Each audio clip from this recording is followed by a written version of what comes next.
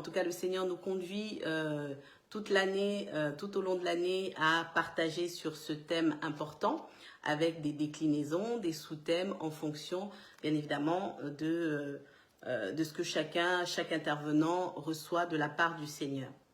Et ce soir, moi, j'aimerais prolonger finalement donc notre réflexion suite au partage de mardi où notre frère Géos, notre bien-aimé frère, nous a conduit dans une réflexion sur le fait qu'il fallait imiter le Seigneur, que le Seigneur Jésus-Christ était le modèle par excellence et qu'il nous avait montré la voie, que le disciple était celui qui vivait comme et pour son maître.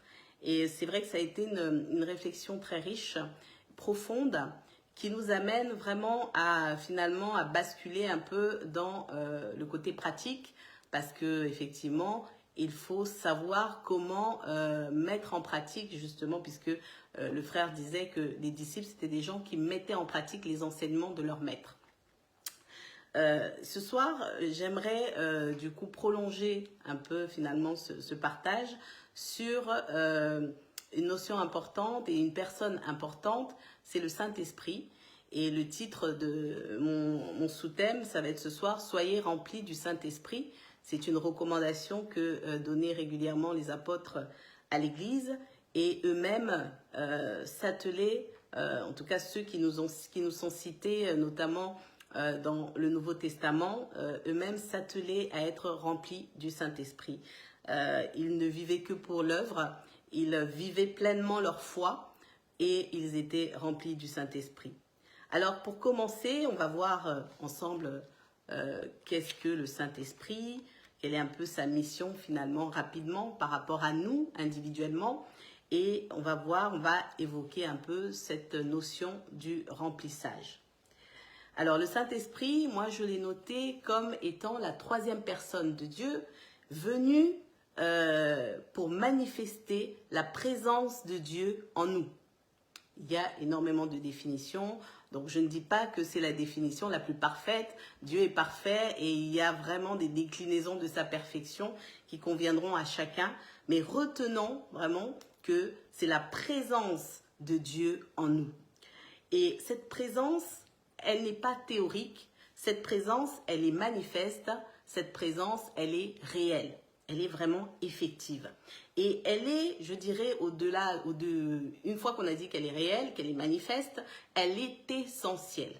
Elle est essentielle pour notre transformation et pour notre mission, pour la réussite de notre mission sur Terre. Donc, c'est une présence qui est certes manifeste. Et je le redirai, tous les chrétiens, tous ceux qui ont accepté le Seigneur Jésus-Christ comme Sauveur et Seigneur ont reçu le Saint-Esprit. Nous le disons assez régulièrement tous à la main d'association, puisqu'il y a encore parfois dans le corps de Christ des débats. Certains pensent ne pas l'avoir reçu, se triturent, se complexent parce qu'ils font l'amalgame entre les dons et la présence du Saint-Esprit en eux.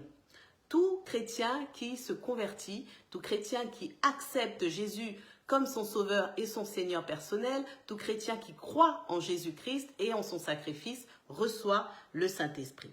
Par contre, une fois qu'on l'a reçu, c'est une présence qui est certes manifeste, mais c'est une présence qui doit être grandissante dans le cadre d'une relation consentie. Dans le cadre d'une relation consentie. Donc, on va vraiment expérimenter la vie avec le Saint-Esprit dans le cadre d'une relation. Dans le cadre d'une relation. Ça veut dire que Dieu veut avoir une relation avec nous, mais nous aussi, nous devons désirer entrer dans cette relation. On a coutume de dire que le Saint-Esprit est un gentleman, il ne s'impose pas, donc il ne vient pas nous imposer des choses, mais c'est un don. Et quand on dit un don, ça veut dire que c'est quelque chose de bon, quelque chose de gratuit, qui est à notre disposition.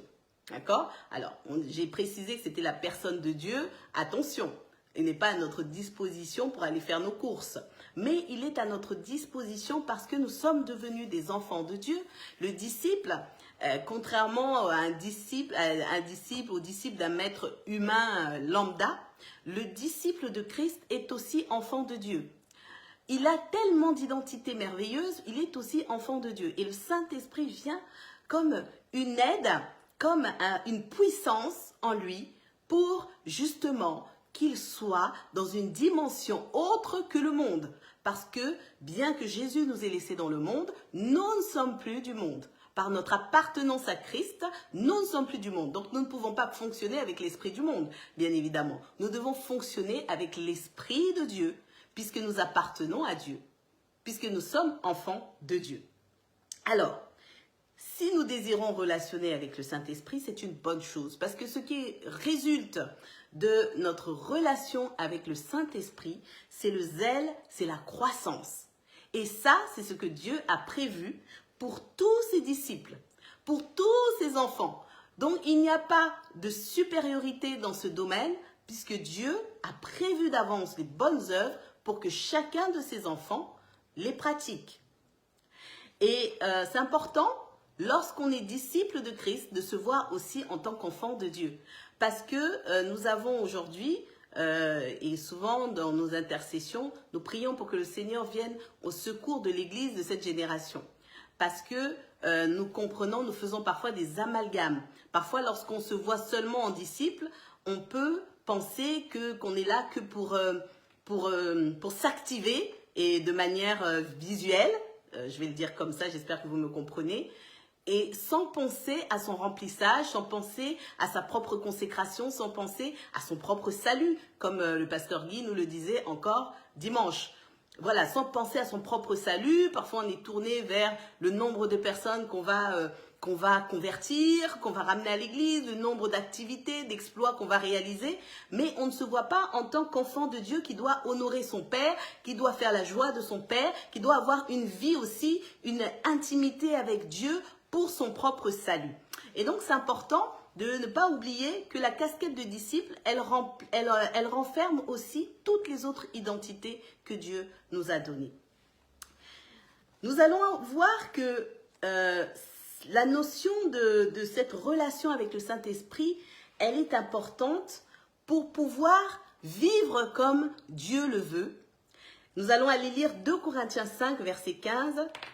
L'apôtre Paul, qui n'a pas connu physiquement le Seigneur Jésus-Christ, mais qui a reçu un enseignement assez impressionnant par révélation, va nous rappeler quelque chose d'important que le Seigneur Jésus-Christ lui-même disait dans 2 Corinthiens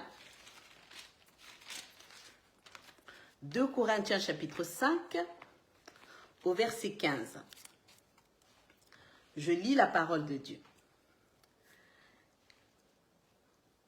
Il est mort pour tous, afin que ceux qui vivent ne vivent plus pour eux-mêmes, mais pour celui qui est mort et ressuscité pour eux. Amen. Jésus est mort pour que ceux qui vivent ne vivent plus pour eux-mêmes, mais pour celui qui est mort et qui est ressuscité pour eux. En somme, et le frère nous l'a rappelé aussi mardi dernier, en somme, nous sommes morts et ressuscités avec Christ et désormais nous devons vivre pour Jésus. C'est pour ça qu'il est mort. C'est pour que désormais, nous qui l'avons accepté, nous puissions vivre pour lui. Parce que notre ancienne vie qui n'avait pas de but était une vie de condamnation. Mais la vie aujourd'hui qui porte du fruit, qui est surabondante, c'est la vie qui est enracinée en Christ et c'est la vie qui sert, justement, qui honore Christ. Et nous sommes donc appelés à ne plus vivre selon la chair. Mais pour ne plus vivre selon la chair, la force mentale ne suffit pas, bien-aimés. Connaître toute la parole de Dieu ne va pas suffire. Et nous en avons des exemples légion de frères qui connaissent les versets par cœur, de frères qui répètent parfois des enseignements par cœur, qui sont pertinents, mais dont les agissements ne reflètent pas la vie de Christ, tel que, en tout cas, notre bien-aimé frère, et je vous inviterai à aller réécouter, parce que c'était vraiment très, très, très, très enrichissant, nous a parlé. On ne reflète pas cette ressemblance, simplement en récitant des versets, mais la parole, elle doit être vécue. Et pour cela, l'apôtre Paul l'a bien décrit dans sa lettre aux Romains, l'homme sans Dieu, qui est appelé aussi l'homme animal, l'homme sans Dieu, sans l'Esprit de Dieu, ne peut pas parvenir à mettre en pratique la parole, les saintes écritures, n'arrivera pas à imiter Christ, qui lui-même, étant 100% homme, 100% Dieu, avait une communion terrible avec son Père pour pouvoir marcher dans l'obéissance. Amen. Marcher dans l'obéissance. Je vais encore lire dans Romains, ce qui nous est dit dans Romains chapitre 8, au verset 9. Je lis la parole de Dieu. Pour vous, vous ne vivez pas selon la chair, mais selon l'esprit. Si du moins l'Esprit de Dieu habite en vous. Si quelqu'un n'a pas l'Esprit de Christ, il ne lui appartient pas. Amen. Il ne lui appartient pas. Sans l'Esprit de Dieu, un chrétien, donc sans l'Esprit de Dieu, c'est une contradiction. Un chrétien qui n'a pas le Saint-Esprit, c'est une contradiction. Donc à la conversion, Dieu s'assure que nous recevions cet esprit par lequel nous allons pouvoir désormais vivre des choses nouvelles, puisque le Seigneur nous dit dans sa parole que toutes choses sont devenues nouvelles. Donc nous allons pouvoir vivre, entrer dans cette nouveauté de vie et nous allons pouvoir marcher en conformité avec les Saintes Écritures. Mais par la chair, ce n'est pas possible. Voilà pourquoi la parole de Dieu que je viens de lire nous dit que nous ne vivons plus selon la chair. Ceux qui vivent selon la chair ne peuvent pas plaire à Dieu. Et la chair, c'est pas juste le corps que l'on voit, c'est toute cette mentalité, tout cet état d'esprit qui nous a façonnés depuis notre naissance et tous ces comportements qui nous régissent. Ces comportements qui ne dépendent que de nous, que de nos pulsions, qui nous poussent au péché. Si nous n'avons pas l'Esprit de Dieu en nous, qui, bien évidemment, est en capacité de nous diriger, de nous conseiller, que nous sommes capables d'entendre, alors nous ne pourrons pas vivre selon l'Esprit. Amen. Nous ne pourrons pas vivre selon l'Esprit. La bonne nouvelle, c'est que nous avons, nous, enfants de Dieu, nous qui avons accepté le Seigneur, peu importe le nombre d'années de conversion, nous avons le Saint-Esprit. Nous avons le Saint-Esprit. Et je disais tout à l'heure que c'est un don. Le Seigneur insiste, c'est un don. Ce n'est pas quelque chose que l'on obtient par mérite. C'est une personne, le Saint-Esprit. C'est la personne de Dieu. Il ne vient pas parce que nous avons mérité. Il ne vient pas parce que nous avons fait quelque chose de particulier. Mais simplement parce que nous avons cru en l'œuvre de Christ. En l'œuvre de la croix. Et la parole de Dieu déclare que le Saint-Esprit nous a scellés pour le jour de la rédemption. Donc tant que nous sommes sur la terre bien-aimée, le Saint-Esprit est avec nous. Le Saint-Esprit est avec nous. Et ça, vous pourrez le lire dans la lettre aux Éphésiens. Cela nous est rappelé. Il nous convainc, il a plusieurs rôles. Il vient nous convaincre de notre conversion. Lorsqu'on est converti, quelque part dans notre cœur, la Bible dit que l'Esprit nous témoigne que nous sommes enfants de Dieu. Il témoigne à notre esprit que nous sommes enfants de Dieu. Parce qu'il faut le savoir. Vous savez, on peut avoir des doutes, on peut se poser des questions. Il est important que le Saint-Esprit vienne nous confirmer notre identité, vienne nous rappeler que nous sommes enfants de Dieu. Avant d'aller où que ce soit, bien-aimé, où que ce soit, il faut faire le point avec le Saint-Esprit. J'appartiens à Christ, oui ou non? Est-ce que je fais partie de la maison des saints, oui ou non? Moi, j'ai besoin de le savoir, vous avez besoin de le savoir. Mais nous sommes enfants de Dieu et le Saint-Esprit nous met à cœur cette conviction qui est importante. Parce que même lorsque nous allons nous lever pour aller faire d'autres disciples, il faut que nous soyons convaincus que nous sommes nous-mêmes des disciples, que nous sommes nous-mêmes des enfants de Dieu. Pour parler de celui qui est notre Père. Le Saint-Esprit, il a pour but, pour mission de nous conduire, de nous accompagner sur le chemin de la sanctification. Que nous ne pouvons pas emprunter sans lui. Parce que nous allons interpréter la parole de Dieu à tort et à travers. Et nous en voyons l'illustration. Je ne raconte pas des histoires. Il suffit de voir les différentes interprétations parfois d'une même parole. À quel point nous allons dans tous les sens. Sans l'Esprit de Dieu. Sans celui qui nous enseigne parfaitement. Et la parole de Dieu déclare que la lettre sans l'Esprit tue. Voilà pourquoi le Saint-Esprit est essentiel. Par l'action du Saint-Esprit, nous produisons du fruit en abondance. Nous ne devons pas négliger sa présence en nous. Or, le Seigneur, ce soir, nous dit qu'il y a de nombreux enfants de Dieu qui négligent sa présence, qui négligent le fait qu'ils sont temple du Saint-Esprit, qu'ils sont devenus l'habitation de l'Esprit de Dieu. Par le Saint-Esprit, nous produisons du fruit. Nous recevons des dons extraordinaires.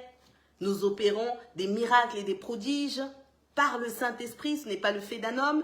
Par le Saint-Esprit, nous prophétisons, nous prêchons, nous parlons en langue. Nous faisons énormément de choses et il répand en nous, nous dit la parole de Dieu dans le livre aux Romains, il répand en nous l'amour de Dieu. Il répand en nous l'amour de Dieu. Et la parole de Dieu nous dit encore, je vais la lire, dans Romains, chapitre 15. Tac, tac, tac. Alors, d'abord, Romains 14, verset 17, qui nous dit « Le royaume de Dieu, ce n'est pas le manger et le boire, mais c'est la justice, la paix et la joie par le Saint-Esprit. » Je répète, le royaume de Dieu, ce n'est pas le manger et le boire, mais c'est la justice, la paix et la joie par le Saint-Esprit. Le Saint-Esprit nous fait entrer dans ce qui est la véritable justice, la véritable paix et la véritable joie. Comment pouvons-nous négliger une telle présence, ou même l'oublier, l'occulter et aller chercher parfois un Dieu très lointain, aller chercher, courir après des hommes, courir après des femmes et négliger celui-là qui est en nous et qui n'attend qu'une chose, c'est qu'on se souvienne de lui.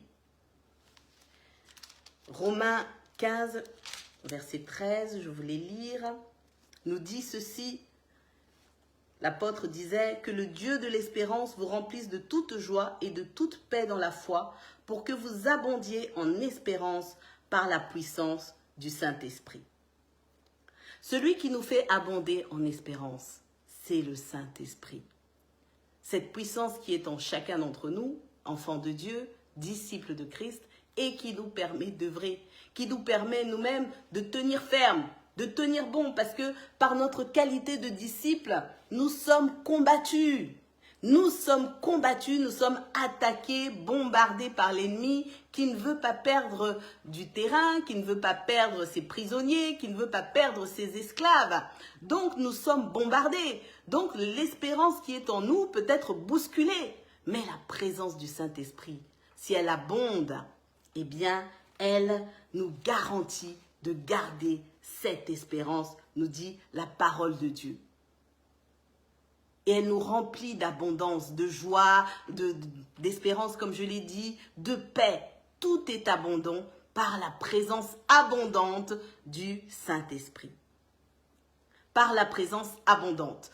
Et je précise ça parce que je vais le développer par la suite. Il y a la présence du Saint-Esprit et puis il y a la présence abondante, voire surabondante.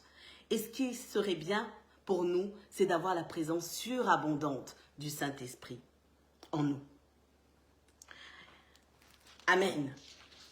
Amen. Alors, c'est là où j'en viens à ce qui est la recommandation pour nous, la recommandation que le Seigneur donne à son Église. Amen. C'est « Soyez remplis du Saint-Esprit ». Et dans la lettre aux Éphésiens, quand l'apôtre Paul le dit, Éphésiens chapitre 5,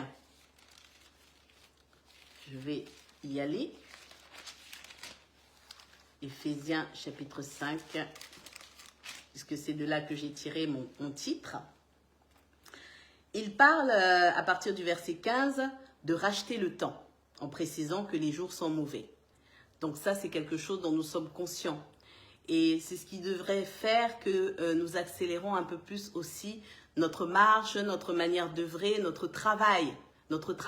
Alors, il faut bien comprendre l'accélération parce que c'est pour ça que je fais attention quand j'utilise certains termes, parce qu'on peut très vite comprendre les choses pas de la bonne façon, pas en tout cas de la manière dont le Seigneur voudrait qu'on comprenne, et on peut basculer dans des extrêmes. Alors, il y a ceux qui peuvent basculer dans la suractivité, d'autres dans la zéro-activité. Il ne s'agit pas de cela, mais il s'agit vraiment d'œuvrer tel que Dieu le voudrait, de bien prendre soin de discerner la volonté de Dieu et d'y aller. Quand on entend l'ordre du Seigneur, d'y aller, de s'atteler à la tâche, de ne plus regarder à ses imperfections, à ses faiblesses, d'où la nécessité, j'insiste encore, d'être rempli du Saint-Esprit, parce que avec le remplissage de l'Esprit, il y a des questions que nous n'allons plus nous poser. Nous allons discerner plus clairement la voix du Seigneur. Nous aurons encore plus de foi, plus de confiance en ce qu'il nous dit, en ce qu'il nous demande d'accomplir,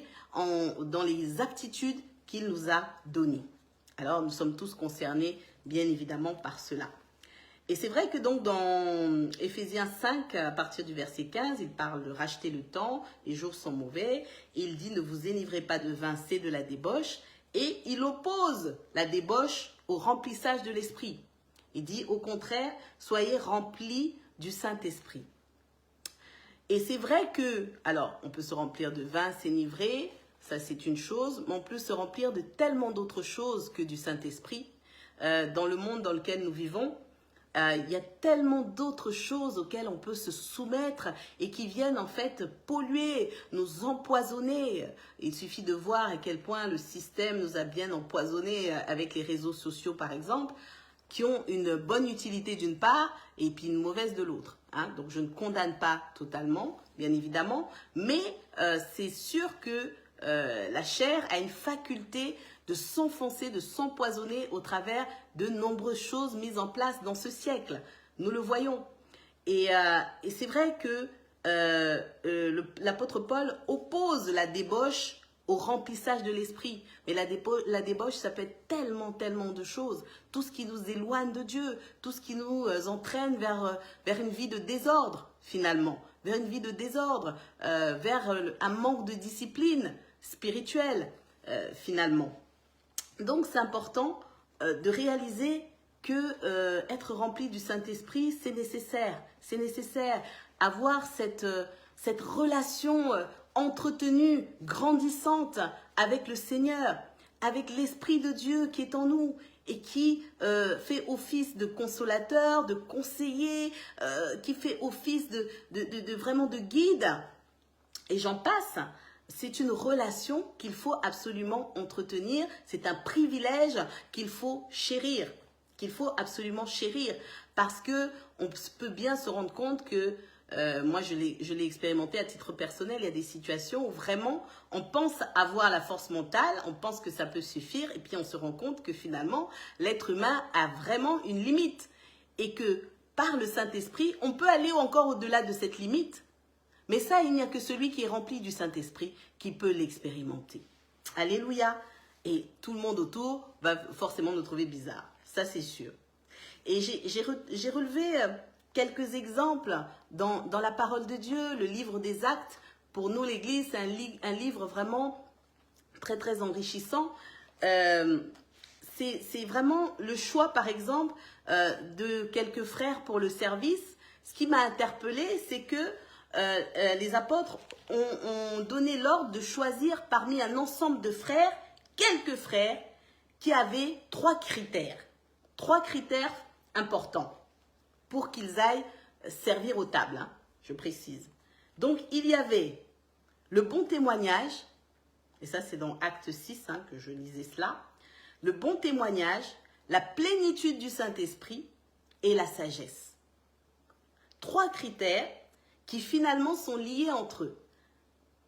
Parce que c'est le Saint-Esprit qui a la place centrale et qui permet justement, qui nous permet de réussir là où le Seigneur veut que l'on soit. Dans le témoignage, dans la sagesse, dans l'expression de la foi. Et j'étais en train de réaliser que, mais en fait, il demande à quelques frères d'aller choisir parmi un ensemble de frères des personnes qui ont ces critères. Et quand ils vont choisir, ils ne retirent que quelques personnes. Amen. Ils ne retirent que quelques personnes. Donc ça veut dire que parmi des frères, Parmi ceux qui sont enfants de Dieu, il y a ceux qui sont remplis et il y a ceux qui ne le sont pas. Mais pour œuvrer, le Seigneur a besoin d'enfants qui soient remplis de lui, remplis de son esprit. J'espère que vous me comprenez. Remplis de son esprit. Pareil, je lisais toujours dans Actes des Apôtres, dans l'épisode tout ce qui a eu lieu après la persécution, la mort d'Étienne, lorsque les chrétiens se sont déportés à Antioche, notamment. Lorsque il y a eu tout un mouvement à Antioche, c'est Barnabas qui a été dépêché sur place pour aller visiter l'église qui était naissante. Et la Bible nous dit dans Acte 11 que c'était un homme de bien, que c'était un homme plein d'Esprit Saint et de foi. Et on retrouve encore ces trois critères qui sont presque synonymes de ceux que j'ai cités tout à l'heure. Et c'est vrai que lorsqu'on voit ce descriptif, après derrière on dit qu'une foule assez nombreuse se joignait au Seigneur, ont finalement reçu le Seigneur. Et j'étais en train de réaliser, en lisant cette parole, que les vertus que nous confère le Saint-Esprit agissent comme des aimants. Agissent comme de véritables aimants. Gloire à Dieu. Gloire à Dieu. Parce que finalement, et c'est un peu ce qu'a fait le Christ, et je repense au message de Géoste de mardi, c'est finalement ce qu'a fait Jésus. Il a incarné la parole par ses agissements, par son ministère, par ce qu'il était. Il a incarné la parole de Dieu. Et en fait, il s'agissait là, ce sont des langages, finalement, c'est un langage qui touche le cœur de l'homme. Le cœur de l'homme sans Dieu est touché par ce qu'il voit, hein, par ce qu'il perçoit. Et c'est vrai que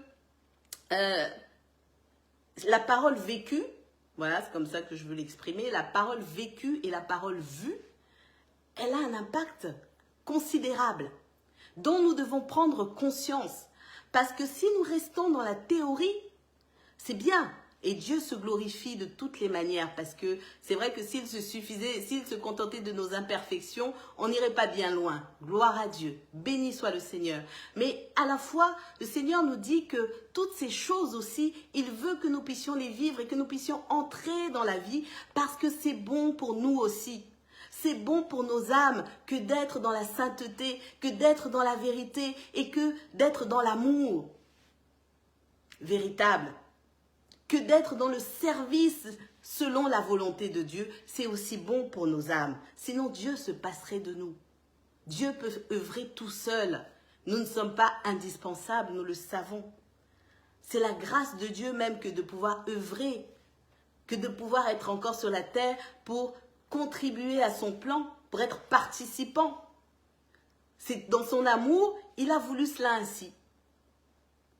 Il a voulu cela ainsi. Il aurait très bien pu dire aux anges, allez, venez, il monte un plan avec des anges super puissants, terminé, mais non, il a voulu faire ça avec nous.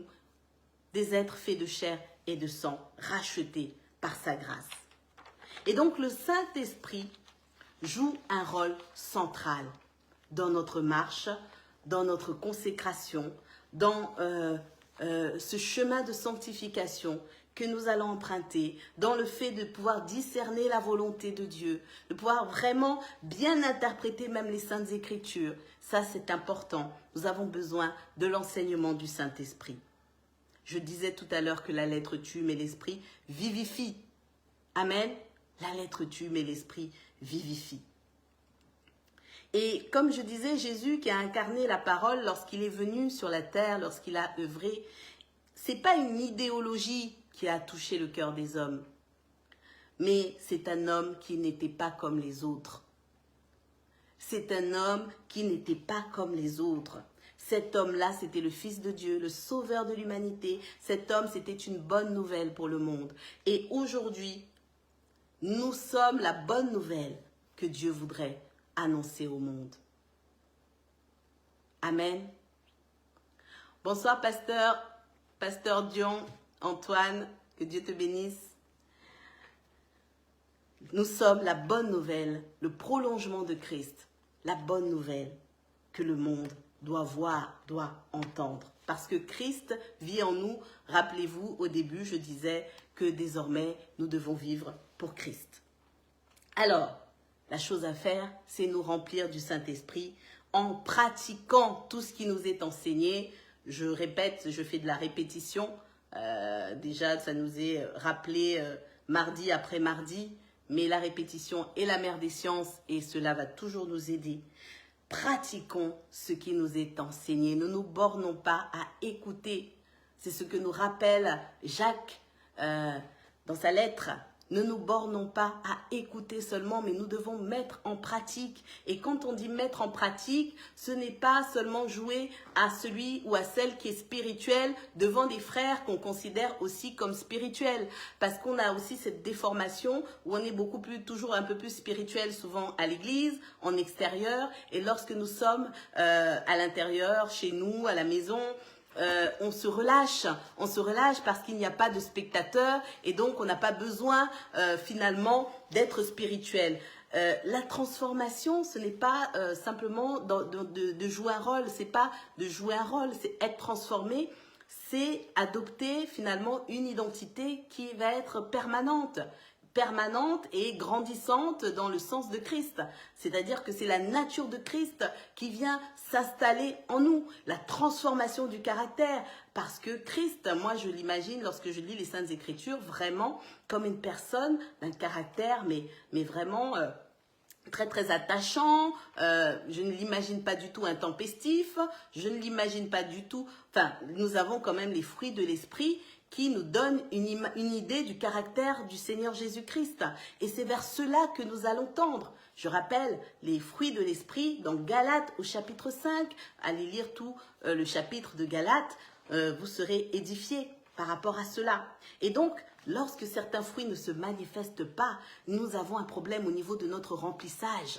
Et nous pouvons prier pour dire, Seigneur, remplis-moi de ton esprit. Alors, il y a des choses que nous pouvons pratiquer, qui s'appelle la piété, que la parole de Dieu précise en disant la piété, mais je vais le décliner. Mais nous pouvons aussi prier et dire, Seigneur, remplis-moi de ton esprit. Remplis-moi de ton esprit. C'est notre Père. C'est notre Père et il dit dans sa parole que si vous donnez de bonnes choses à vos enfants, à combien plus forte raison moi? Donc on peut gagner du temps et dire, Seigneur, remplis-moi de ton esprit. Saint-Esprit, remplis-moi, grandis en moi. Et il va le faire. Il n'attend que ça. Il n'attend que ça. En tout cas, moi je l'ai expérimenté, je l'expérimente. C'est pas forcément... je ne suis pas un modèle de perfection, mais nous devons prêcher la vérité et il faut aussi expérimenter, sinon on ne peut pas en parler. Amen. Donc il y a tout un ensemble de choses qu'il faut pratiquer. Il faut vaquer à la prière régulière. Il faut être à l'écoute de la parole de Dieu, à l'écoute régulière de la parole de Dieu. Et je ne parle pas de lecture volontairement, mais je parle d'écoute régulière de la parole de Dieu. Il faut être à l'écoute de la parole de Dieu, bien-aimé. À l'écoute de ce que Dieu dit, à l'écoute de la parole de Dieu. Les Saintes Écritures, qu'est-ce que Dieu veut me dire au travers de sa parole?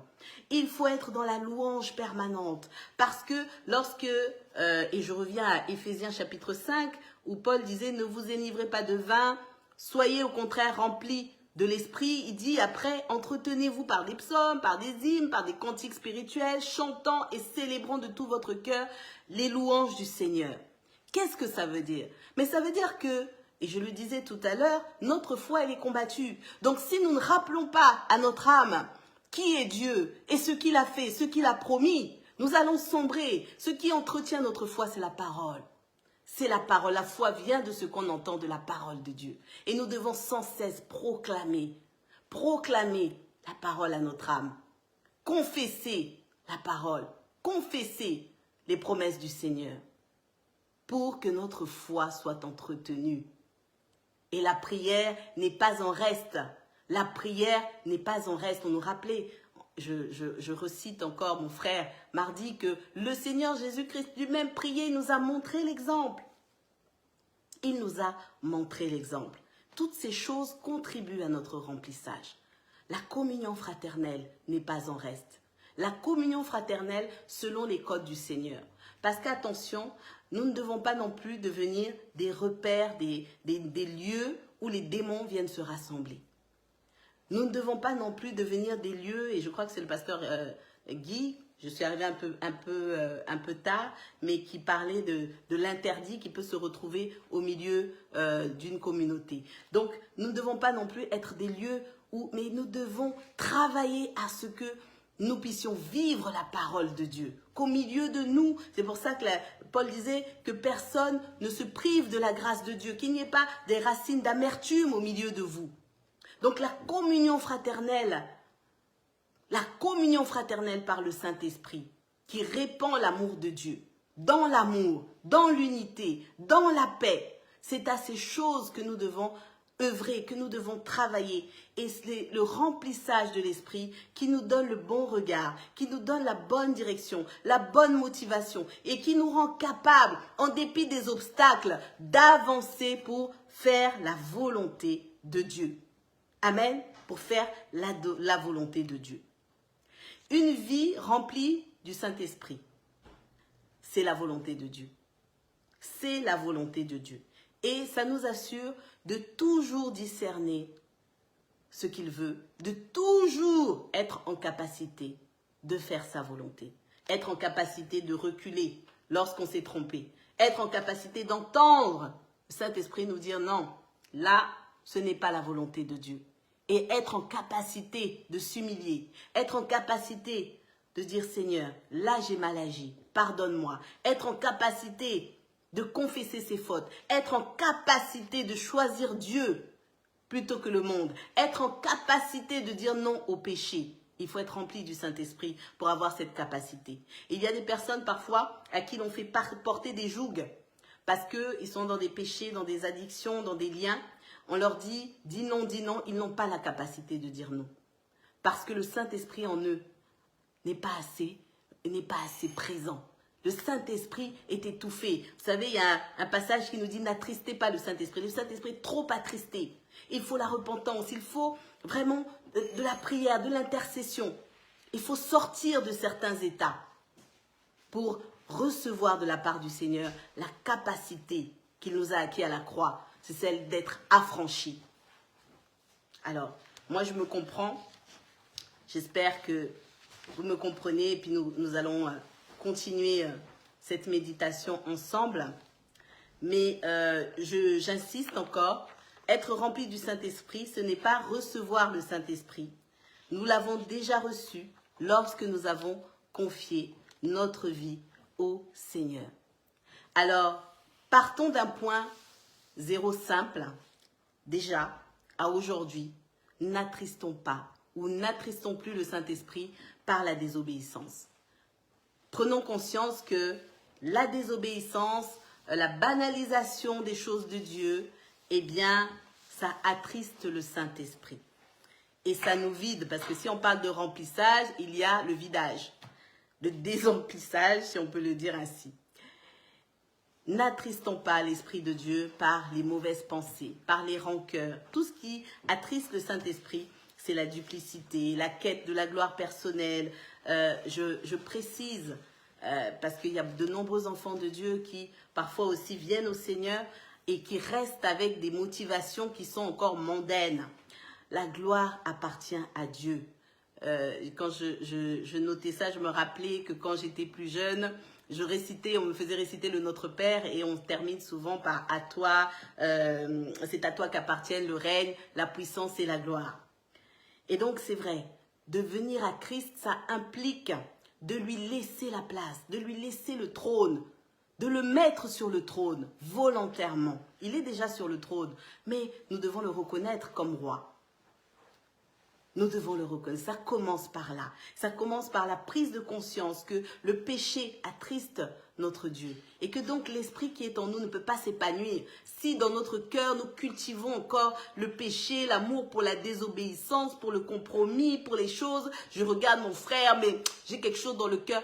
Bien aimé, l'Église aujourd'hui prend des risques. Et je bénis le Seigneur pour sa patience parce qu'il y a des comportements et je rejoins encore ce que disait le pasteur Guy, je crois que c'était hier. il y a des comportements qui sont dangereux. De venir parfois servir le Seigneur. Vous voyez un groupe de chants. Et il y en a qui se détestent dedans et qui viennent et chanter, célébrer Dieu. Qui ont des projets diaboliques dans le cœur, les uns envers les autres. Et qui sont au service. Ce sont des comportements dangereux qui peuvent amener des maladies, qui peuvent amener des choses compliquées dans les vies. Et parfois, on ne connaît pas les sources, on n'en connaît pas les sources, mais Dieu sait. Et il faut se faire l'économie de ce type de choses, de ce type de conséquences. Que le Seigneur, en tout cas, nous aide à discerner cette pensée. Donc, vraiment pour moi, je vais conclure par une invitation à cultiver vraiment cette communion avec le Saint-Esprit qui nous garde connectés à Jésus et donc au Père. Et le résultat visible, c'est finalement l'amour. Hein. Jésus disait qu'on reconnaîtra que vous êtes mes disciples. Hein. Il a parlé d'un commandement nouveau. C'était comme un commandement testamentaire, hein, avant, à la veille de sa mort quasiment. Et il disait, voilà, on vous reconnaîtra comme mes disciples si vous vous aimez les uns et les autres.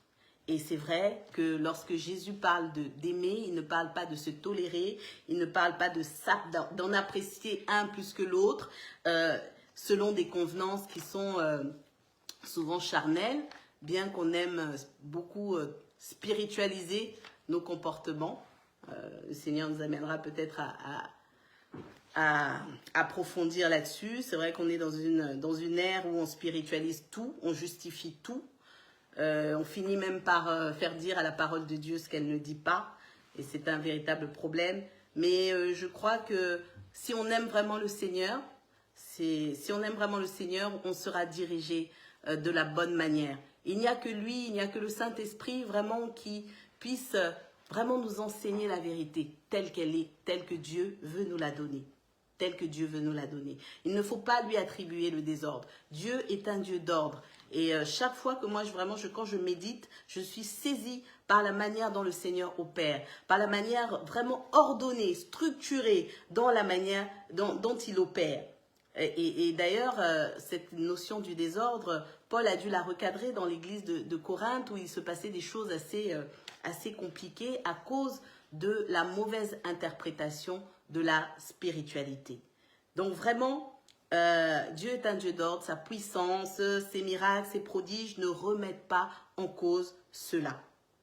Amen, ne remettent pas en cause cela. Disciplinons nos vies, veillons à notre remplissage, à notre bonne relation avec le Saint-Esprit, avec l'Esprit de Dieu que nous devons apprendre à connaître, à écouter, à entendre, que nous devons laisser grandir en nous par la mise en pratique de tout ce que Dieu nous enseigne, par vraiment l'abondant de choses qui ne plaisent pas à Dieu. Dieu va nous donner la capacité parce que nous avons l'Esprit de Dieu en nous. Aujourd'hui, si tu es conscient que tu as l'Esprit de Dieu en toi, tu peux te mettre dans la prière et tu peux demander tout ce qui ne le glorifie pas.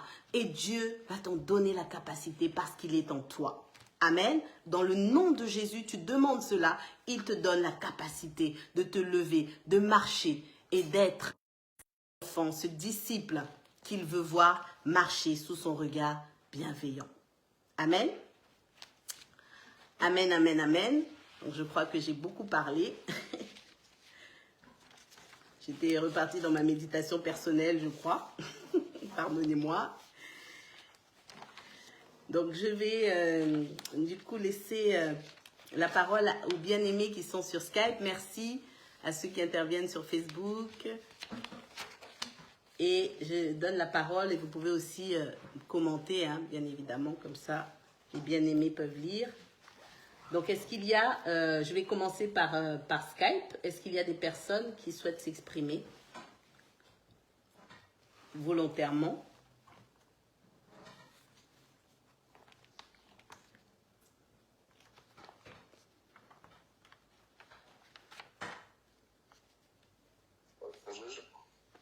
Bonsoir. Bonsoir.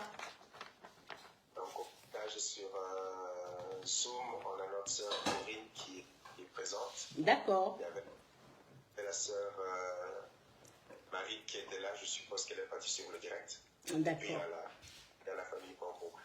Alors, c'est tellement, en tout cas, je parle pour moi, c'est tellement fluide que je ne sais pas trop quoi rajouter, sinon continuer la suite, parce que je suppose qu'il y a une suite. Sinon, toute autre intervention pour moi serait carrément dans la suite. En tout cas, ce que je retiens et que je voudrais une fois de plus redire, c'est ce que tu as dit à la fin. Donc, je suis le pasteur Guirémy, ou le frère Guirémy Pombo, pour ceux qui nous suivent sur Facebook. Vraiment nous rappeler que le Saint-Esprit n'est jamais dans le désordre. Jamais. Hein? Le Saint-Esprit n'est jamais dans le désordre. Et dès qu'il y a un désordre quelque part, il y a un dysfonctionnement quelque part, tout à l'heure, tu as lu ce passage qui dit que le royaume de Dieu, par le Saint-Esprit, c'est la justice, la paix et la joie par le Saint-Esprit. Et c'est ce qui est conforme à la parole de Dieu. Voilà, c'est conforme et ce qui s'aligne à la parole de Dieu. Et il est vraiment étonnant que certains ont reçu des dons spirituels ou certains charismes, beaucoup ont viré dans le désordre, dans les politesses spirituelles sous le prétexte qu'ils sont connus par le Saint-Esprit.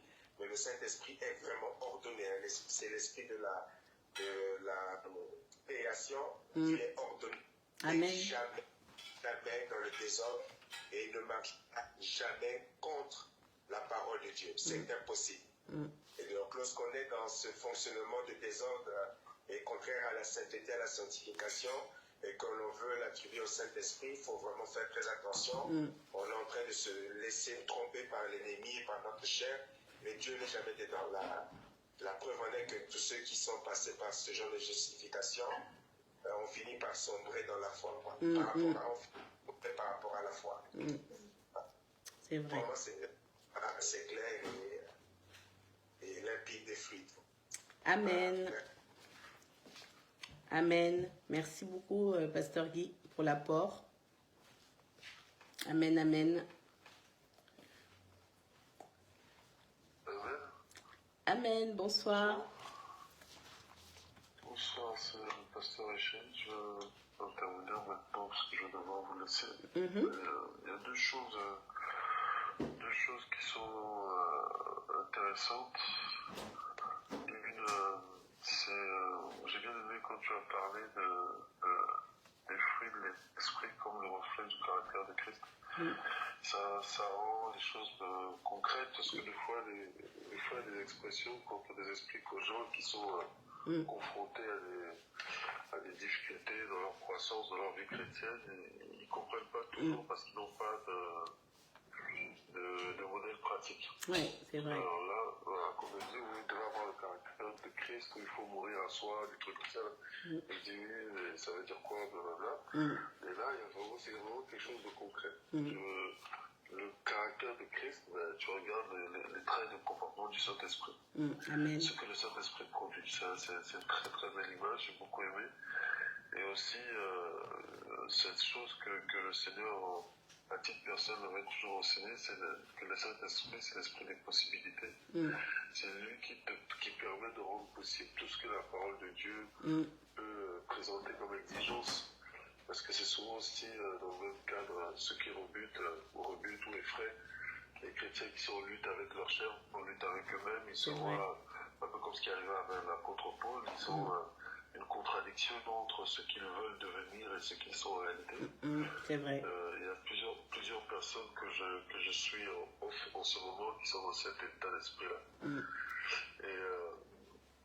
Et en fait, dès l'instant où tu pries avec eux, qu'ils se sentent un peu forts et qu'ils partent, et qu'une semaine après, qu'ils rechutent dans le même péché, que dans la même situation, ils ont l'impression que c'est perdu, ils se sentent coupables. Et la Bible encore, dans sa sagesse, nous enseigne que le Saint-Esprit, c'est celui qui rend ces choses possibles. Amen.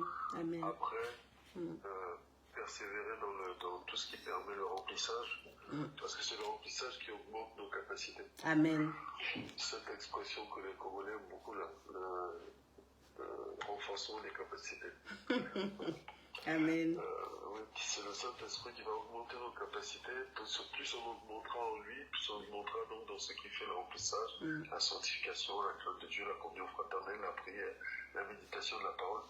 Tous ces éléments-là constitués aident le Saint-Esprit à nous remplir Et plus il nous remplit, plus on aura le caractère de Christ en nous. Voilà.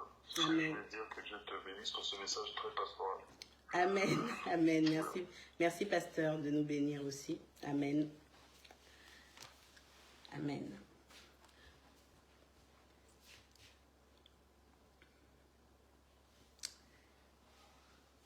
Mes frères et sœurs, n'hésitez pas à vous exprimer. Je suis contente de voir mon frère Christian, mon frère Audrey, mon frère Géost, ma sœur Corinne aussi sur Zoom. Hein. N'hésite pas à prendre la parole, du coup. Oui, je suis pas pasteur. En fait, moi, ce que j'ai aimé, c'est quand tu as dit par la force mentale, on n'y arrive pas. Et c'est vrai que là, j'ai essayé, vraiment, j'ai pris du recul un peu pour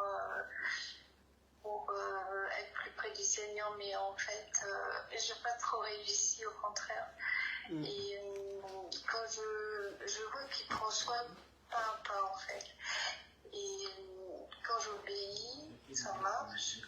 Quand je commence à ressasser mes vieux trucs, ça marche pas. Et vraiment, moi, je voulais te dire merci parce que je pense que je suis pas assez remplie, que je suis pas assez... Et là, du coup, je me suis laissée aller, j'avais plus envie de prier, j'avais plus envie de rien. Et je sais pas, il y avait un truc, souvent je me couche un peu après manger, j'essaie de prier. Et je sais pas, il m'a dit, lève-toi et fais ton frigo. En fait, mon frigo, j'avais acheté du foie pour les chats, ça avait coulé, il y avait du sang partout. Moi, j'ai mis 1 heure, mais en fait, ça veut dire que je dois me bouger, en fait. Et que oui, il faut que je dois me bouger, que je fais les enseignements, c'est vrai que c'est bien. Mais après, j'ai vraiment besoin de reprendre les versets. J'ai vraiment besoin de reprendre les versets et de méditer. C'est un peu difficile en ce moment et c'est vrai que l'ennemi, il veut nous saccager. Mais Dieu, il a toujours cette espérance quand même. Je veux dire, on peut pas... il nous laisse jamais, je pense qu'il nous laisse jamais parce qu'il nous aime trop fort et il remet toujours cette espérance et c'est quand j'ai compris ça que je me suis dit oui, ça vaut la peine parce qu'il m'aime et ça c'est un truc que j'ai beaucoup expérimenté ces derniers temps quand même. Il m'aime et il veut pas que je culpabilise en fait. Amen. Il veut m'aider, il m'aime, il veut m'aider.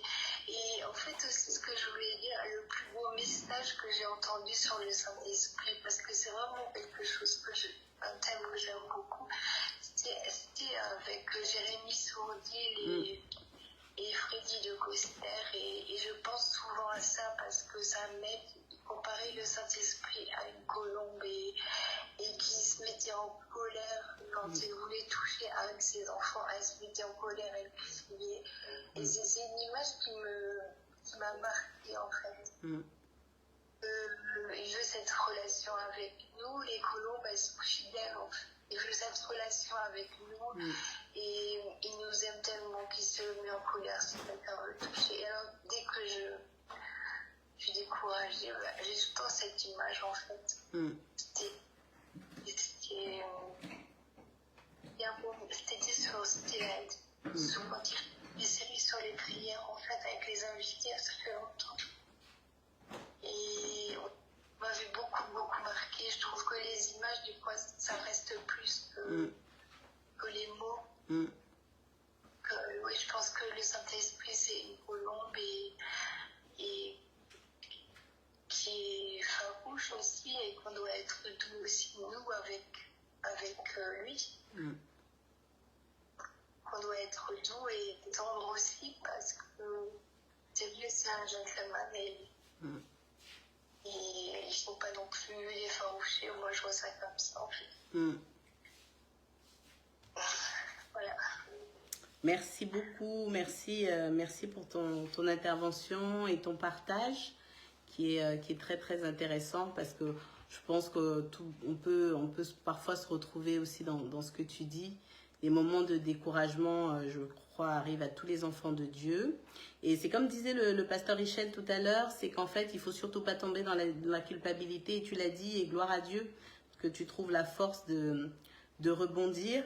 Et j'ai bien aimé ton image, effectivement, de la colombe avec cette douceur, cette précaution que tu as à ne pas, ne pas troubler la colombe. C'est exactement ça, le type de relation qu'il faut avoir avec le Saint-Esprit. C'est exactement ça. C'est-à-dire qu'autant il ne veut pas que son enfant soit troublé, autant c'est la même précaution finalement qu'on doit avoir. C'est une réciprocité par rapport à ça.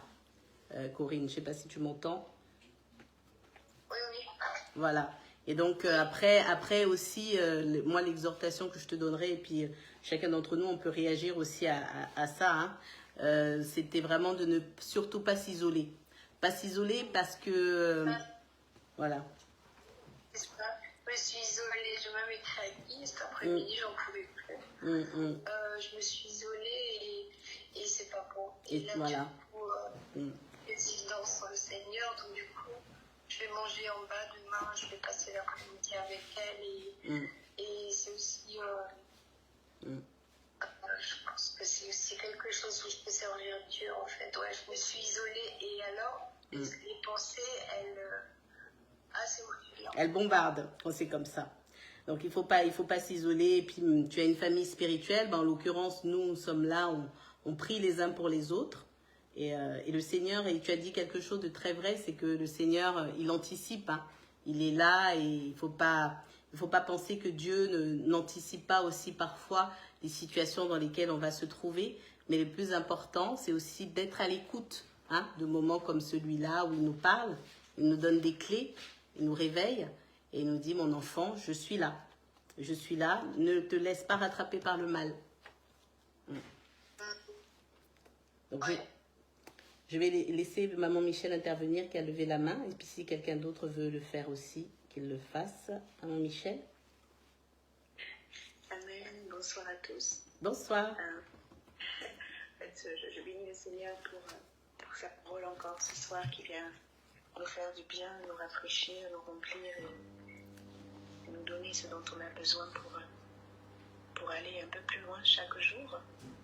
Merci pour le remplissage de la parole qu'il a placée sur ton cœur aussi et de l'avoir rendue conforme à sa pensée.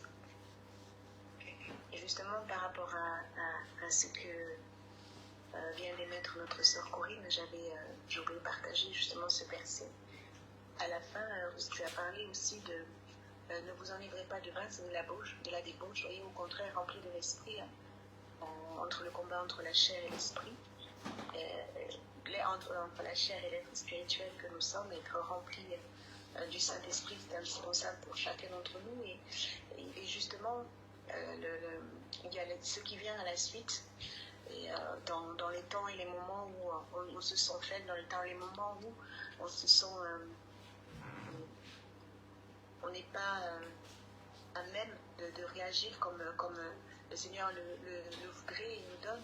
Le verset 19... Entretenez-vous par des psaumes, par des hymnes et par des cantiques spirituels, chantant et célébrant de tout votre cœur les louanges du Seigneur. Rendez continuellement grâce à Dieu le Père pour toutes choses au nom de notre Seigneur Jésus-Christ. Vous soumettant les uns aux autres dans la crainte du Christ. Et c'est vrai que parfois on est tellement submergé par ce qui nous arrive qu'on n'a pas le réflexe on se sent tellement alourdi, voilà, pour être simple. On n'a pas le réflexe d'être à l'écoute du Saint-Esprit qui nous donnera un cantique, qui nous donnera d'aller lire un verset. Mais je relisais dans une autre version qui dit « Ensemble, dites des psaumes et des hymnes ».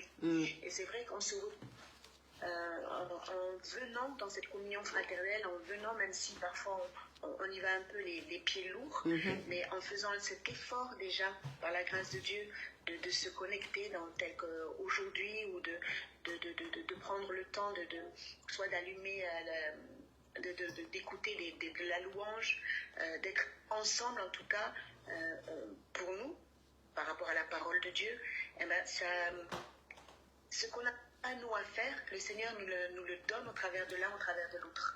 Amen. C'est ce qu'il appelle cette union. Il est le lien. Jésus-Christ est le lien. Et dans cette union, au travers du Saint-Esprit, il vient faire ce que nous, on n'arrive pas à faire. J'espère me faire comprendre. Oui. Et on reçoit. Et parfois, en sortant de silence, il dit, ah oui, mais c'est vrai, Seigneur, tu m'as éclairé. Mon Dieu. Et c'est là où la louange sort de nos cœurs, vient au travers de nos bouches. Et moins on fait ces choses-là, et plus c'est vrai, la chair reprend le dessus, et on est beaucoup plus sensible aux voix extérieures qu'à la voix du Saint-Esprit. Amen. Moi, c'est pas que les pieds qui sont lourds, des fois, c'est tout.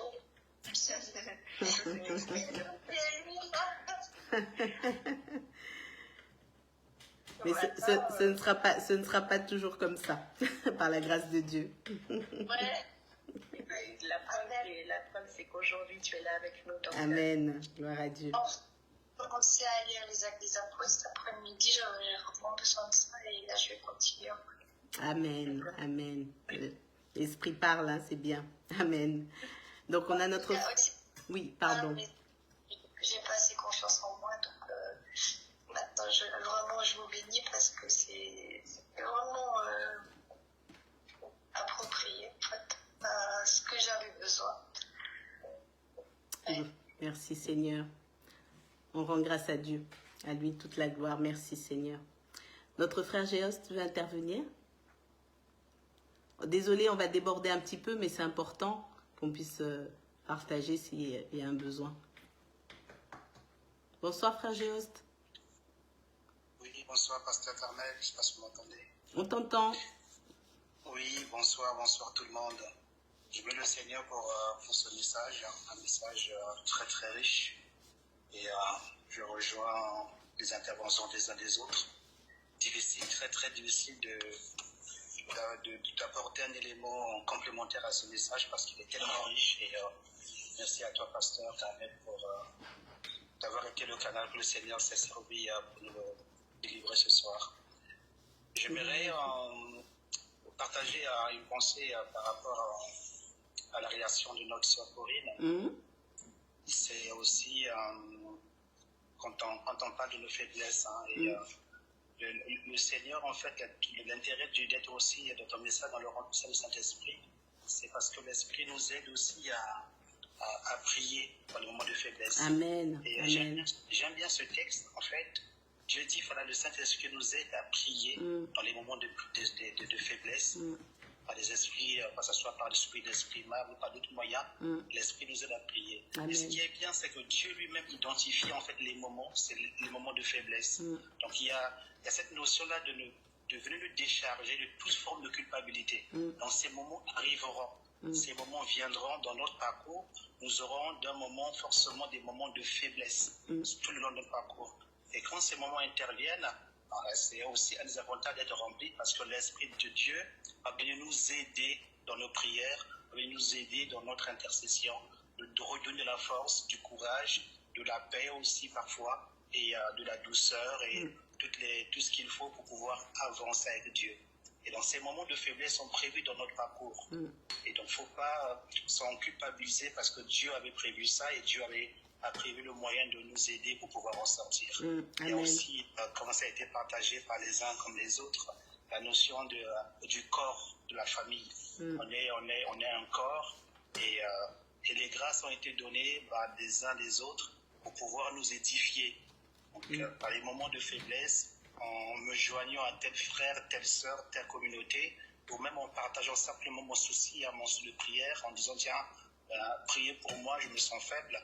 Et ces prières, parce que la force, l'unité fait la force, l'union fait la force, et les prières des frères et des sœurs qui vont être adressées à Dieu en ma faveur, peut faire finalement que je retrouve de la joie et de la force.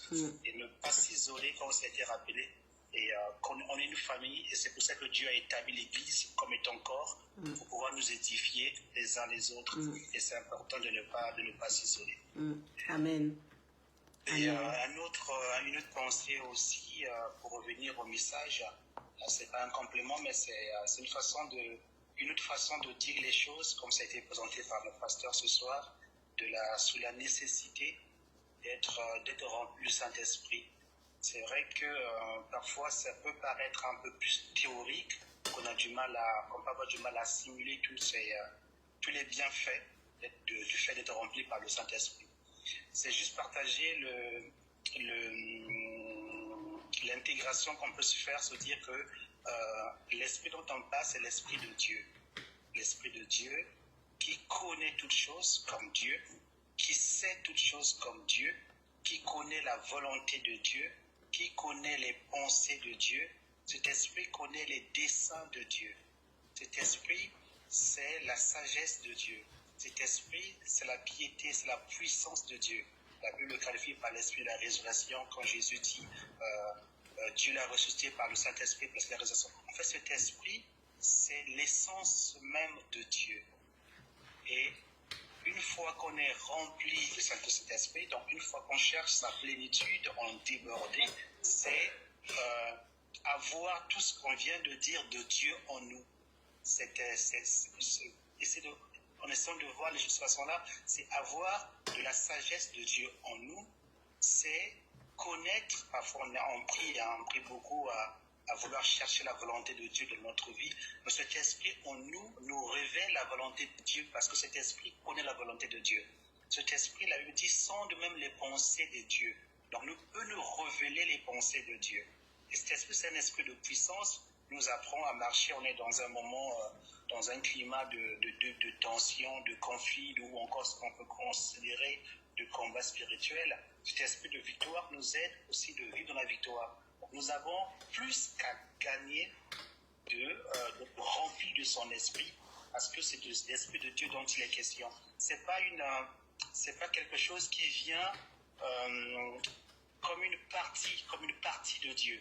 C'est pas une partie de Dieu qui vient habiter en nous. C'est Dieu lui-même qui habite complètement en nous.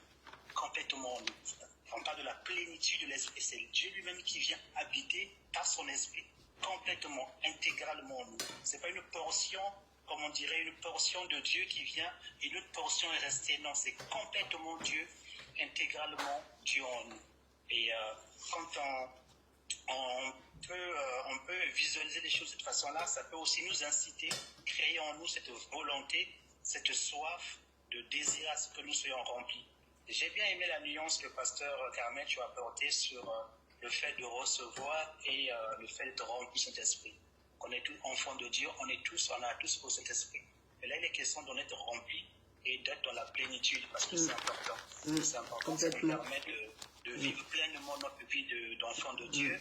Ça nous permet de vivre pleinement notre vie de disciple-là, nous permet de vivre pleinement notre vie de chrétien. Et aussi dans le doute, une dernière pensée pour terminer, aussi dans le doute, on est dans le doute parfois parce qu'on est tombé dans le péché, on a du mal à se relever, et dans le doute, parfois l'ennemi vient s'aimer la confusion de notre esprit. Il dit, ben voilà, tu rechutes tant de fois et c'est pas normal, bien entendu, mais tu ne fais plus partie des enfants de Dieu parce que tu rechutes. Et la Bible dit, cet esprit, c'est un esprit qui témoigne de notre appartenance à Dieu. Et le fait d'en être rempli dans des moments de faiblesse, ça vient de rappeler à notre esprit que nous sommes de Dieu, que nous avons intérêt à nous relever. Ce que l'ennemi vient injecter dans nos pensées, c'est que du mensonge. Nous sommes vraiment de Dieu. Nous sommes de Dieu et nous pouvons nous relever et continuer à marcher avec lui. Et en tant qu'enfants de Dieu, nous avons plus qu'à gagner à être remplis de l'Esprit Saint. Le Seigneur lui-même, Jésus-Christ, en a montré l'exemple. Et il était rempli de l'Esprit Saint. Et même lors de l'épisode de la tentation, la Bible dit qu'il était rempli de Saint-Esprit. Et puis c'est l'Esprit qui l'a conduit. Amen. On peut s'imaginer que lui-même, le Fils de Dieu, cherchait à être rempli de l'Esprit de Dieu. Et parce qu'il savait que c'est l'Esprit de Dieu qui pouvait l'aider à accomplir sa mission sur terre. Amen. Et donc merci pasteur pour ce partage d'Alice. Amen, amen. Merci à toi pour assister, pour le complément qui insiste sur l'importance effectivement de bien comprendre quelle est la nature de l'esprit qui vient habiter en nous. C'est la présence de Dieu et tu l'as vraiment bien explicité. C'est vraiment important. Et moi, je voulais rebondir sur la notion de la faiblesse qui ne doit pas être en fait un sujet de culpabilité. C'est bien que ça ressorte, parce qu'il ne faut pas penser que parce qu'on est faible, donc on est moins aimé de Dieu ou qu'on est forcément en faute, coupable. Par nature, on n'est pas fort. Par nature, l'être humain ne peut pas lui-même affronter les épreuves de la vie. Déjà, on ne part pas à égalité en fonction du schéma familial ou voilà, en fonction des passifs de chacun, de l'origine de chacun. Et on n'est naturellement pas fort. Et Dieu le sait. Hein. C'est pour ça que j'appuie un peu ce que tu disais aussi, frère Géoste, par rapport à ça. Dieu le sait et il anticipe.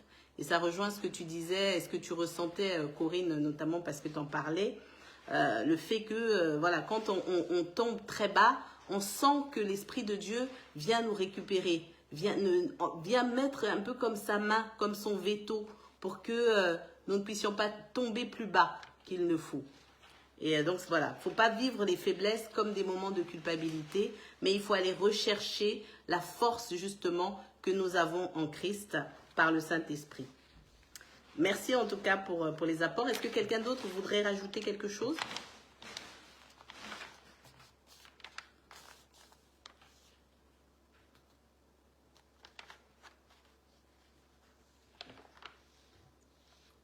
Donc si personne ne veut rajouter quelque chose... Oui ?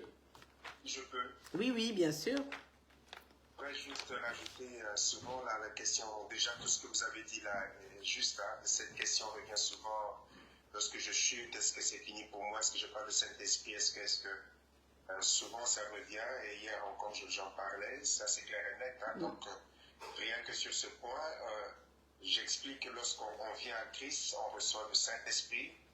On est comme un bébé spirituel, comme quelqu'un qui naît, et au fur et à mesure, on apprend à grandir, on apprend à maturer, on passe de la phase de bébé, d'enfant, d'adulte, enfin, on grandit spirituellement, et Dieu n'a jamais dit qu'on ne tomberait jamais. C'est ce qui explique l'épître de Jean chapitre 1, la fin et puis le début. Hein. Dieu a dit, bien qu'il attende de nous que nous puissions marcher selon sa parole, mais Dieu a toujours été conscient. C'est pour cela que la Bible dit que si quelqu'un se dit sans péché, il est menteur, il fait de Dieu menteur.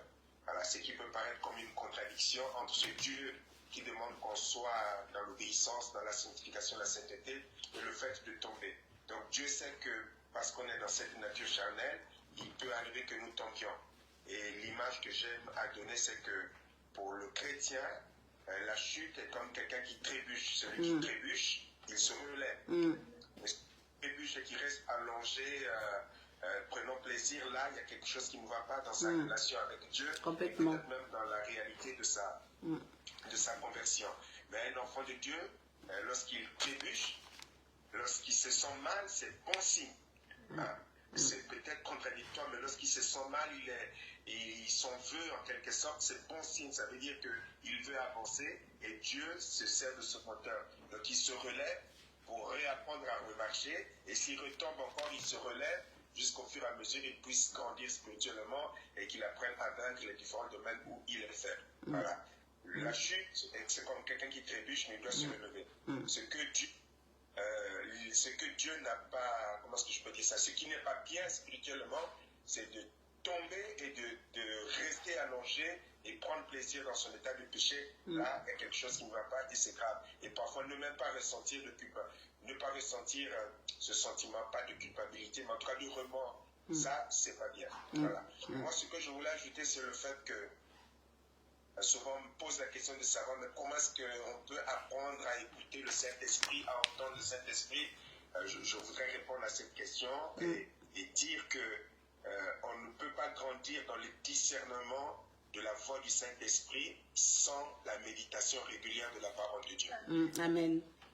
Souvent les gens cherchent la facilité, ça y est, je vais entendre Dieu me parler, je vais entendre le Saint-Esprit me parler, mais il y a une règle que personne ne peut écarter. Sans la méditation régulière de la parole de Dieu, tu ne peux pas discerner la pensée du Saint-Esprit, tu ne peux pas grandir dans la sensibilité au Saint-Esprit, tu ne peux pas grandir dans le discernement de la voix de Dieu. Amen. Amen. Il n'y a pas d'autre moyen. Oui. Il n'y a pas d'autre moyen. Donc, on veut être rempli du Saint-Esprit, il faut aller manger la parole de Dieu. On veut apprendre à mieux écouter le Saint-Esprit, il faut passer du temps dans la méditation de la parole de Dieu. C'est le seul moyen, le seul secret, si on veut grandir, et dans la plénitude du Saint-Esprit, et dans le discernement de la voix de Dieu, la voix du Saint-Esprit. Voilà ce que je voulais rajouter, que j'ai oublié de dire tout à l'heure. Non, mais qui est d'ailleurs très, très, très important et qui explique aussi les dérives. Mais ça, c'est quelque chose que je vais te balancer. C'est un sujet que je te laisse, Pasteur Guy. Ce qui explique d'ailleurs peut-être beaucoup de dérives et qui fait que, comme on s'affranchit, on se passe de la parole de Dieu pour privilégier l'écoute du Saint-Esprit à sa manière, eh bien, on va écouter beaucoup ses opinions ou d'autres voix que je te laisserai citer quand tu interviendras sur le sujet. Donc, c'est vrai que c'est une précision très, très importante. Et je suis sûre que tu es d'accord pour reprendre le sujet, Pasteur Guy. Merci. Ah, on a notre frère Géost qui rebondit. Frère Géost? Oui, désolé, je reviens, c'est encore moi. Et non, c'est par rapport à ce qu'a dit le pasteur Guy, comment dire ça, réappuyer, voilà. Parce que c'est, il y a vraiment cette dérive-là, hein, parfois dans les milieux charismatiques, charismatiques, où on a cette tendance, cette tentation, je vais dire ça, de s'éloigner de la parole. Parce que on pense avoir reçu les dons ou la manifestation des dons de l'esprit, et on s'affranchit de la parole de Dieu. Et force est de constater que généralement, c'est des dégâts qui s'en suivent, des dégâts de comportement et même des dégâts d'égarement de la doctrine, simplement parce que on est passé à côté de l'essentiel. On ne peut pas, en tant que chrétien, s'affranchir de la parole de Dieu. La parole de Dieu. L'Esprit Saint, quand il nous a été donné, il vient pour révéler la parole. C'est l'esprit de la parole, le Saint-Esprit. La Bible en tant que, comme on va dire ça, comme écriture, c'est la Bible en tant qu'écriture nous a été présentée. On peut la lire intellectuellement et l'Esprit vient nous révéler la pensée, la révélation qui est cachée dans la lecture, dans l'écriture de la parole de Dieu. Et donc, on ne peut pas aller chercher la révélation en dehors de la parole de Dieu. C'est vraiment abscur. C'est aberrant de le faire et c'est un comportement irresponsable. Donc, une interpellation au corps de Christ d'aller à chaque fois puiser dans la parole de Dieu. Et ce qu'a dit le pasteur qui c'est intéressant, c'est le Saint-Esprit ne viendra pas nous révéler quelque chose qui serait contre la parole de Dieu, c'est faux. Et c'est bien parce que parfois on se pose des questions est-ce que ce que j'entends ou ce que j'ai reçu comme message vient de Dieu? Parfois il y en a qui reçoivent des visions, qui ont des visitations de l'esprit par diverses manières et qui se demandent est-ce que ce qu'ils ont reçu ou ce qu'ils reçoivent viennent vraiment de Dieu. Et la réponse, est-ce que ce que tu as reçu ou ce que nous recevons est en accord avec la parole de Dieu? Complètement. Et puis, n'oublions pas que la Bible... Une invitation aux uns aux autres de manger, comme dit le pasteur Guy, la parole et puis... Et l'Esprit nous aide à la comprendre et à saisir la pensée. Ouais, n'oublions pas que la parole nous invite toujours à examiner les prophéties. Donc, on peut y inclure les visions, tout ce que nous recevons, que nous pensons recevoir du Saint-Esprit. Il faut tout éprouver. Et le Seigneur, de toute manière, nous invite à ne pas nous précipiter. Il faut prendre le temps de discerner, nous dit la parole de Dieu. Donc ça va sonner comme une conclusion et comme notre frère Géost est très très inspiré, nous allons te demander de prier. Nous allons te demander de prier pour notre sœur Corinne et puis de nous recommander aussi à la grâce de Dieu et pour tous ceux qui, elle s'est exprimée, mais il y a peut-être d'autres frères et sœurs qui ont aussi parfois cette baisse de régime et de nous recommander entre les mains du Seigneur pour le reste de la soirée. Et ensuite nous allons nous séparer.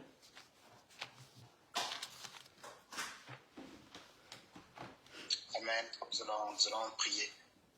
Seigneur, et ce soir, nous venons à toi, nous nous présentons devant ton trône, tel que nous sommes.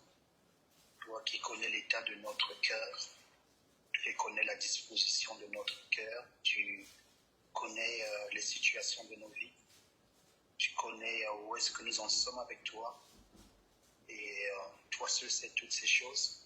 Nous ne pouvions pas mentir devant toi, nous ne pouvions pas, Seigneur, nous déguiser devant toi, nous sommes tout transparents dans ta présence. Et parce que tu sais toutes ces choses, parce que tu vois toutes ces choses, nous voulons simplement et très, très humblement te demander de nous aider. De nous aider, Seigneur, et tu as pu voir et tu vois les faiblesses des uns les autres. Et nous croyons que le Saint-Esprit nous a été donné, Seigneur, comme esprit de courage, comme esprit de force. La Bible dit c'est l'esprit qui vivifie. Seigneur, nous prions en ton nom puissant que l'Esprit de Dieu vienne vivifier les cœurs, vienne vivifier l'esprit, vienne vivifier tous ceux qui sont abattus, accablés. Saint-Esprit, nous te prions ce soir de vivifier dans le nom de Jésus. Nous dit que nous avons un esprit de force et de courage. Ceux qui sont dans le découragement, nous prions que l'Esprit de Dieu, l'Esprit de force et de courage soit manifeste maintenant. Merci Père. Nous voulons prier aussi pour, Seigneur, les cœurs qui se sont éloignés de toi, de la méditation de la parole, qui ont accordé moins de crédit à la méditation de ta parole, à l'importance, Seigneur, de ta parole. Nous prions ce soir afin que, à la lumière de ce que tu nous as dit, que nous revenons à toi, que nous cherchons à nous aligner à ta parole, à nous conformer à ta parole. Tu ne peux pas te contredire. Tu ne peux pas te contredire. La parole, c'est toi, Jésus-Christ de Nazareth, et l'Esprit de Dieu, c'est le Saint-Esprit, c'est l'Esprit de Dieu. Vous ne faites qu'un, que vous ne pouviez pas vous contredire. Impossible. Donne-nous, Seigneur, de comprendre ces choses et de pouvoir allier ces choses ensemble parce que c'est important. C'est important pour notre vie sur terre, pour notre marche. Et cela est important aussi de pouvoir te plaire et faire ta volonté. Amen. Nous prions, Seigneur, ce soir pour nos cœurs. Nos cœurs, Seigneur, donne-nous la soif de ton esprit. Donne la soif d'être rempli de toi. Et donne-nous, Seigneur, de désirer être rempli par toi, Seigneur. Tu dis, toi-même, tu as donné l'instruction à tes apôtres. Tu nous as dit d'attendre avant d'y aller, d'attendre d'être rempli du Saint-Esprit. Et ainsi, tu as répondre ton esprit sur toute chair afin qu'il se manifeste et par divers signes, diverses manifestations, divers prodiges. Prions, Père, afin que ton esprit soit manifeste dans nos vies au quotidien. Donne-nous de vivre dans la plénitude de ton esprit. Donne-nous de marcher selon ton esprit. Au nom de Jésus. Au nom de Jésus. Et ce moyen que tu nous as donné, Seigneur, de pouvoir en accueillir, c'est d'être enfant de Dieu. Et aussi, tu nous dis que nous pouvions être remplis par la prière, Amen. Seigneur, et par la méditation de ta parole. Et nous exprimons le souhait ce soir de pouvoir être remplis par toi. Quand on parle de remplissage, ça veut dire finalement que plus rien d'autre n'occupe la place, sinon que toi. Alors nous venons, Seigneur, te faire place, Seigneur, dans nos cœurs. Nous mettons hors de nous, hors de nos cœurs, toutes les pensées qui nous saturent, les pensées néfastes qui nous saturent, toutes, Seigneur, ces conflits qui sont rangés en nous, toutes ces émotions négatives qui sont rangées en nous, nous venons faire place, Seigneur, les laisser, les délaisser. Tous ces rancœurs, tous ces choses, ces éléments qui, Seigneur, remplissent nos cœurs, ô Père de méchanceté. Nous voulons, Seigneur, renoncer à toutes ces choses pour faire place au Saint-Esprit, pour faire place à ton esprit. L'Esprit de Dieu vient nous remplir de toi. Nous voulons de toi, nous ne désirons que toi, nous n'aspirons que toi, Saint-Esprit.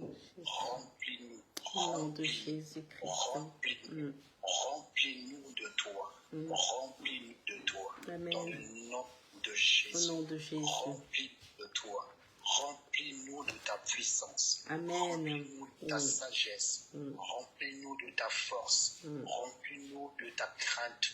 Remplis-nous de la piété. Remplis-nous de ta volonté. Remplis-nous la connaissance de ta parole.